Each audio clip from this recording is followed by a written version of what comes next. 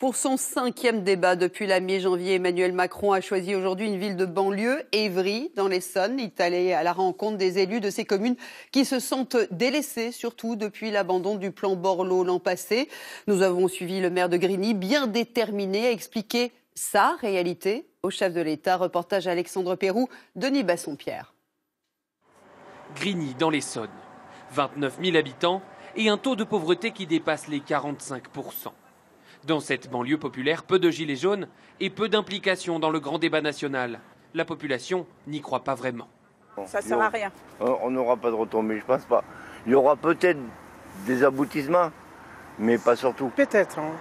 On peut obtenir quelque chose. Mais vous n'avez pas beaucoup d'espoir aujourd'hui? Non, j'ai pas beaucoup d'espoir aujourd'hui. Je pourrais pas dire que c'est encore quelque chose qui va servir à rien, parce que quand on se met autour de la table, ça veut dire qu'on veut trouver une solution, qu'on veut s'en sortir de la situation.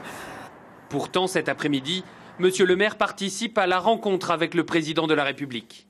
Et il lui a prévu un petit cadeau sur la vie dans les quartiers. Je vais offrir un ouvrage à Monsieur le président de la République qui vient de sortir et qui s'appelle « Les abandonnés ». Avant le débat, il garde en tête le plan banlieue présenté en mai dernier par Jean-Louis Borloo, auquel il avait participé.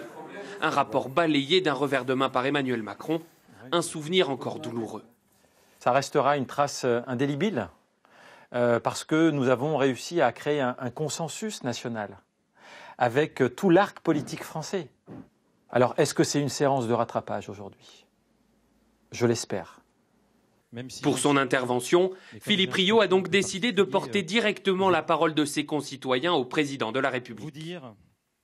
Amadou, par exemple, il faut améliorer, Monsieur le Président, la vie des personnes pauvres. Donner aux pauvres et pas toujours aux riches. Il y a aussi Alain de la Grande Borne qui dit « Nous, on n'existe pas de toute façon. Nous ne demandons pas charité, mais justice. » Cette fois-ci, Philippe Rio espère que l'exécutif écoutera ses doléances et celles des habitants de Grigny. En tout cas, après avoir écouté les élus pendant 2 heures, le chef de l'État est en train de leur répondre. Emmanuel Macron estime que l'État doit prendre ses responsabilités dans ces quartiers de banlieue.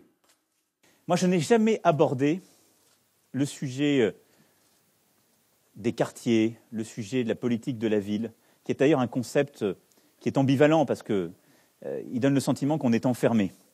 Je ne l'ai jamais abordé comme une logique de différenciation qui enfermerait ou capturerait.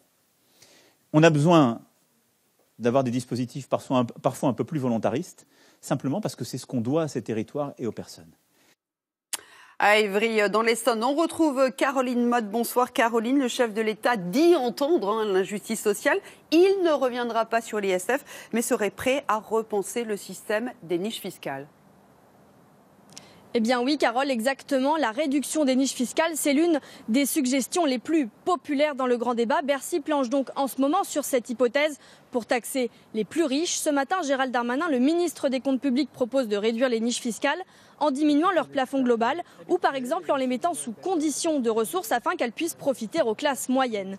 Pour Bercy, les niches fiscales représentent 14 milliards d'euros, soit 4 fois plus que l'impôt sur la fortune. Et plus de la moitié de ces 14 milliards profitent aux 9% des Français les plus riches. C'est donc une piste sérieusement à l'étude pour le gouvernement. À défaut de rétablir l'ISF, il s'efforce de prêter une oreille attentive à la colère des Gilets jaunes en s'attaquant aux plus aisés. Merci beaucoup Caroline, en duplex d'Évry dans l'Essonne.